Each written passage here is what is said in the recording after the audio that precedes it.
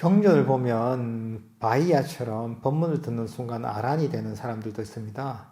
그들은 선정을 닦은 적도 없고 법문을 듣는 즉시 아란이 되었습니다. 어떻게 그것이 가능했을지 궁금합니다. 이제 그런 경우가 좀 나오죠. 이제 그 즉시 뭐 아란이 된다거나. 근데 이게 내용을 정확하게는 사실은 알 수는 없습니다. 그게 때로는 뭐 경전상에 있어서 중간 과정이 뭐 생략돼 있어서 사실 그럴 수도 있을 것이고,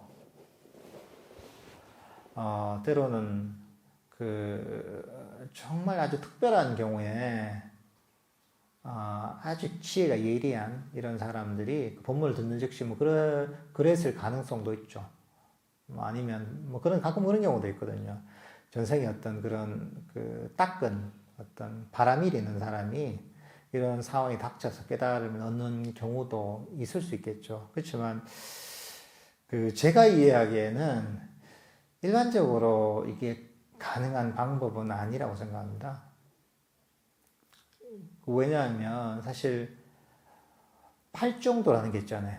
팔정도에서 보면 쭉 나와서 정견, 정사의 정어, 정업, 정명, 정명리, 정념, 정정에서 개정의 사막이 다 나옵니다. 개 덕행을 닦는 측면이 있는 거고, 삼매, 사산정을 닦는, 삼매를 닦는 게 있고, 그 다음 지혜를 닦는 것이 있는데, 결국은 이런 그 팔정도에서 나는 것처럼 이런 특히나 이제 이 바른 법을 배우고 덕행을 닦고 선정을 닦아서 삼매를 개발하고 난 다음에 그 다음에 지혜가 아주 깨달음의 지혜가 생기는 것이 아주 일반적이라고 볼 수가 있거든요. 그러니까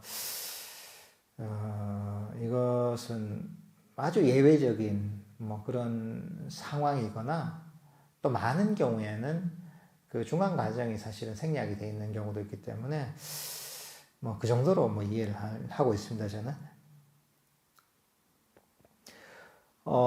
의욕이 떨어져 있을 때, 심신도 같이 떨어질 때, 불법을 만나기 어려운 건 법문을 알고 있는데, 실질적으로, 마음의 기복이 생깁니다. 이럴 때 어떻게 해야 하는지 법문 부탁드립니다. 그렇죠? 마음이 왔다 갔다 하죠, 때로는. 마음이 쫙 올라왔다가, 때로는 마음이 쫙 내려갔다가, 의욕이 있다가, 의욕이 없다가, 신심이 있다가, 신심이 없다가, 이렇게 잘 떨어집니다. 왔다 갔다 하죠, 우리 마음이. 그럴 때는, 사실, 규칙적으로 명상하는 이런 시간이 있어야 됩니다.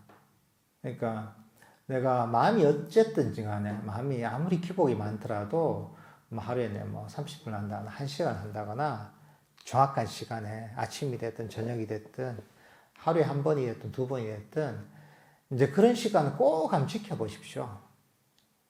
내가 아무리 뭐 잡념이 들어도 앉아서 잡생각을 한다 이 생각을 가지고 내가 정확하게 명상하는 일관을 지켜야 됩니다. 일관을 지키면 그게 아주 멀리 마음이 도망가지 않습니다. 도망가지 않고 어느 순간에 돌아오게 됩니다. 그러니까 일단은 내가 명상하는 일과를 항상 지키도록 규칙적으로 매일매일 명상하는 그 시간을 가지시면 마음이 그렇게 멀리 도망가지 않습니다. 그리고 법문이랄까 이런 것들을 꾸준하게 들어야 됩니다. 이제 그렇게 해야지 사실은 내 마음이 이 세속의 이런 생각으로 많이 헤매지 않습니다. 그리고 때로는 혼자서만 너무 사유를 하다 보면 자기 생각에 빠집니다. 대부분의 경우에 혼자서 막 수행하는 사람들을 만나보면 본인 잘한다고 하는데 보통 엉뚱한 얘기 많이 합니다. 이게. 자기 생각에 빠져서 거기서 도는 거죠. 맴매면 도는 거죠. 이게. 그러니까 이게 발전이 없고 엉뚱한 약간 오류에 빠지는 경우가 많이 생깁니다. 그러니까 혼자서 하면 그게 조금 위험한 게 있습니다. 보통 혼자서 막 하면 생기는 문제를 절집안에서는 흔히 토골병이라 이럽니다. 토골이 뭐냐면 스님들이 산중에 혼자 수행하잖아요. 혼자 수행하면 되게 좋을 것 같은데 그것도 아주 명상을 깊이 할 수 있는 그런 좋은 이점도 있지만 나중에 혼자 살다 보면 오래 살다 보면 사람들과 접촉을 안 하잖아요. 그래서 깜빡 잘못하면 이 자기 세계에 빠지게 됩니다. 그래서 거기서 뭔가 오류가 생기면 거기서 그 생각이 벗어나지 못하고 그 틀 내에서만 돌게 되거든요. 그러면서 나중에 약간 그 문제가 생기는 에러가 생기게 되거든요. 일반인도 너무 혼자 생각을 가지고 하면 그런 문제가 생길 때가 있으니까 법문도 자주 듣고 또 주위에 도반이 있으면 도반들하고도 교류를 하면서 내 어떤 그 법에 대한 이해를 유지시키고 또 계속 또 발전시켜 나갈 필요가 있습니다. 그리고 뭐 이런 것처럼 이런 기회를 삼아서 궁금한 게 있으면은 꼭 물어보셔가지고 거기에 대한 문제를 풀고 자신의 어떤 방향성을 제대로 된 방향으로 꾸준히 잡아야 가야 됩니다.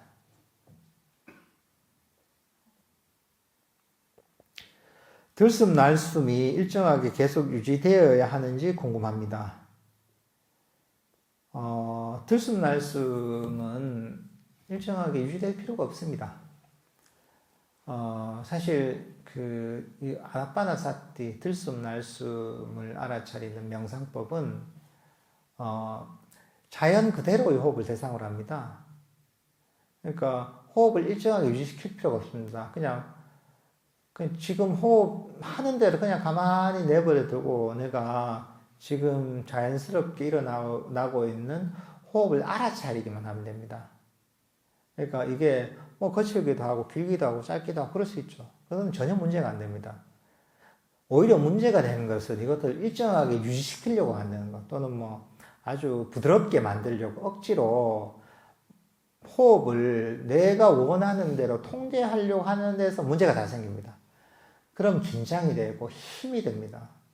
평소에는 전혀 힘들지 않던 호흡 명상만 하면 굉장히 힘들어집니다. 앉아있는 게 힘들 정도죠. 그 이유가 뭐냐면 호흡을 내 뜻대로 막 통제하려고 하는 마음 때문에 그게 그 좌선을, 명상을 하는 것을 굉장히 힘들게 만듭니다. 그러니까 호흡은 그냥 가만히 내버려두고 긴장을 푸고 릴렉스하고서 그냥 자연스럽게 일어나는 들숨과 날숨을 알아차리면 됩니다. 그러니까 얘가 호흡이라는 애가 뭐하고 있나 그냥 지켜보고 있다 이런 마음을 가지고 명상을 하시면 될 것 같습니다.